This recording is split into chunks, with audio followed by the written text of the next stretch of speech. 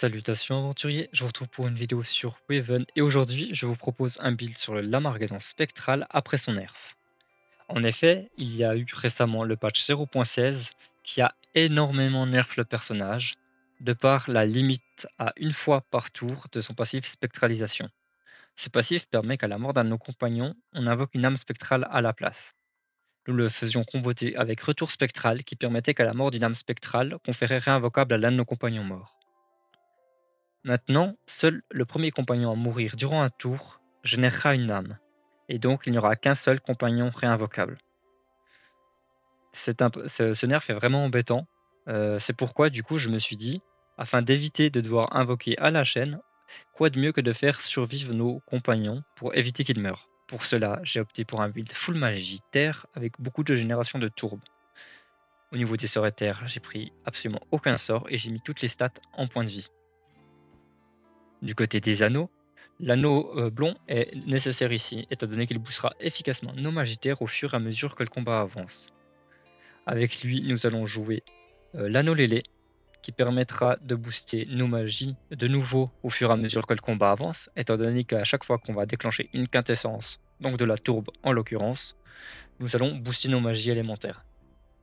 Si j'ai choisi l'anneau lélé, ce n'est pas que pour ça, étant donné qu'il nous apporte aussi 5% de chance de coup critique des sorts. Autrement, j'aurais opté pour l'anneau Rouboros. Ces 5% de chance de coup critique des sorts sont nécessaires, car nous allons également jouer avec l'anneau Anmorgate, qui permet, sur un coup critique d'un sort coûtant 5 points d'action ou plus, de générer une jauge supplémentaire du même élément. Ça va être très efficace pour pouvoir invoquer de plus en plus rapidement nos compagnons, et donc compenser le fait qu'on va éviter de les faire mourir. Avec lui, l'anneau Ordure, qui générera des rochers à chaque fois qu'on génère une jauge, mais si je l'ai choisi, c'est surtout parce qu'il apporte une jauge terre à la mort de nos compagnons. Ici, il n'y a qu'un seul compagnon qu'on essaiera de faire mourir, et c'est Acmea. Mais avant de parler de mes compagnons, je vais vous parler du brassard que j'ai choisi. Le brassard est le brassard de l'âme rocheuse. Ce choix se porte très logiquement, étant donné que c'est le seul brassard qui nous permettra d'invoquer nos compagnons beaucoup plus rapidement avec ce build. Donc l'idée, ça va être d'invoquer Acmea très tôt dans la partie, T1 sur un coup critique, ou alors T2, ou plus tard. Ensuite, nous allons jouer avec le combo Griffer Tonklino et Marcus. Griffer Tonklino posera boueux tandis que Marcus le consommera. Nous allons compléter les compagnons avec Amalia qui permettra de réduire le coût de nos sorts terre de moins 1 point d'action. C'est spécialement efficace typiquement pour pouvoir lancer une fracturation rocheuse sans condition. Autrement, il nous faudrait 1 point d'action en réserve. Et ça nous permet de faire plus de génération de jauge si les sorts coûtent moins cher. On pourra donc en lancer plus sur le même tour. D'ailleurs, en parlant des sorts, les voici. J'ai choisi Bouclier d'Aloera et Ébranlé en sort peu coûteux. Ébranlé permettant donc de mettre un point d'action en réserve pour augmenter justement un de nos prochains tours. De plus, s'il crit, il nous fait piocher un sort et il met un état boueux pour Marcus. Ensuite, j'ai opté pour Attaque Spectrale. Celui-là, j'ai beaucoup hésité à le placer, puis finalement, je trouve qu'il entre très bien dans le build. Si d'un coup une arme devait survivre, on pourrait la sacrifier avec, et il fait de gros dégâts de zone. On peut également imaginer mettre désigné volontaire à la place, cependant, les dégâts sont moindres. Ça peut être très efficace aussi, désigné volontaire, étant donné qu'on pourra le faire compléter avec un de nos sorts à 5 points d'action. Mais ici, j'ai préféré opter pour du dégât pur et dur avec attaque spectrale. Au niveau des sorts coûteux, nous avons donc 6 sorts. Frappe du dragon, butoir, tourbe d'Albuera, sable d'Albuera, fracturation rocheuse et choqué. Ces 6 sorts permettront, sur un coup critique, de générer une jauge supplémentaire grâce à l'anneau Anmorgate. En ayant vu tout ça, je vous propose un combat sur l'île des cochons au niveau 120.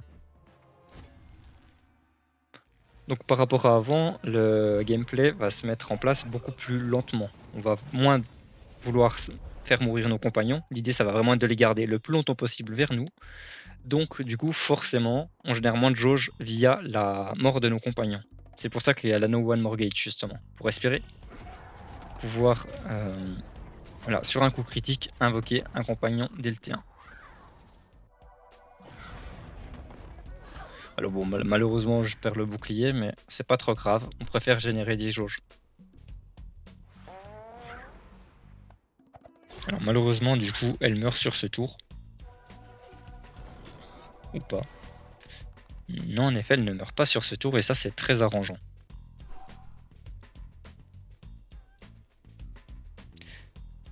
Par contre on va faire comme ça. Ici je vais laisser l'âme à sa place. Donc je suis déjà à 8 jauges générées. Ici je vais tenter un crit. Malheureusement il ne passe pas. L'idée c'était que si le crit il pouvait assommer la cible et donc cet ennemi là n'aurait pas pu bouger. Donc j'invoque pas, je continue à attendre. Je suis à 10 jauges générées. Prochain tour, normalement j'invoque Amalia et Marcus sur le même tour. Comme c'est moi qui suis le plus résistant, j'accepte de me mettre en danger ici. Alors d'abord Amalia dans un premier temps, afin de pouvoir lancer un bouclier d'Albora. Ensuite Marcus. Et là, si la tourbe d'Albora crit, on va pouvoir invoquer Acmea directement. Alors malheureusement, ce n'est pas le cas.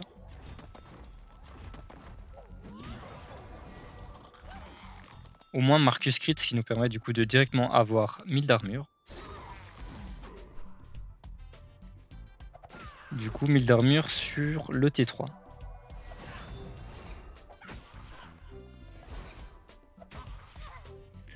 Donc là, du coup, l'anneau lélé aussi, je l'ai déjà stacké 3 fois, étant donné que j'ai fait 2 tourbes via tourbe d'Albora et une tourbe via Marcus.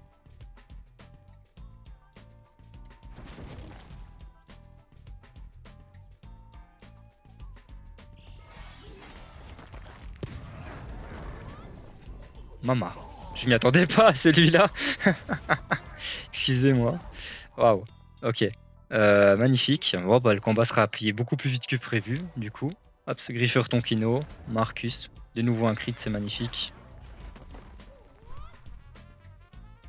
Voilà, donc on génère énormément d'armure. Alors j'ai eu de la chance sur les coups critiques, hein, on va pas se mentir. Là, le combat il a vraiment plié beaucoup plus vite que normalement. Puis ici, hop, en dernier, je vais faire le petit combo juste pour la forme parce que je l'aime bien. De ce sort. Alors, ce sort-ci, comme il coûte que 4, il va pas générer de jauge supplémentaire en cas de coup critique. Mais voilà, c'est un sort que j'aime bien. Donc je me suis dit, vu que le combat était fini beaucoup plus vite que prévu, pourquoi pas le faire. Donc vous voyez que même avec des explications, là j'ai mis 3 minutes 20. Alors oui, j'ai eu un placement incroyable avec un crit incroyable du sable d'Albera. Mais du coup, on peut quand même faire assez vite nos combats. Si on a un peu de chance sur les coups critiques pour générer des jauges avec la Noah Norgate, c'est tout à fait faisable de faire justement beaucoup de... Enfin, d'aller très vite, quoi, excusez-moi. Au niveau des caractéristiques, donc on peut voir qu'au niveau de la chance des coups critiques des sorts, pouf qu'ils sont, ici j'ai plus 10%. Et à ça on rajoute 5% de bonus de chance de coups critiques des sorts terre. Donc ça fait plus 15%, je suis donc un build qui a 35% de chance de coups critiques.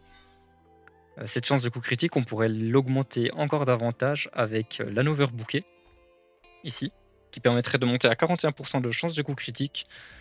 Cependant, à ce moment-là, il faudrait remplacer, je pense, l'anneau ordure, et j'aime beaucoup la jauge terre qu'il nous procure lorsqu'un de nos compagnons meurt. À vous de voir, le build est adaptable, mais je souhaitais vous partager justement cette adaptation post-nerf du build d'Armageddon. L'Armageddon, pardon, excusez-moi, à chaque fois je dis faux. J'espère que la vidéo vous aura plu, je vous dis à bientôt pour une prochaine vidéo sur Riven.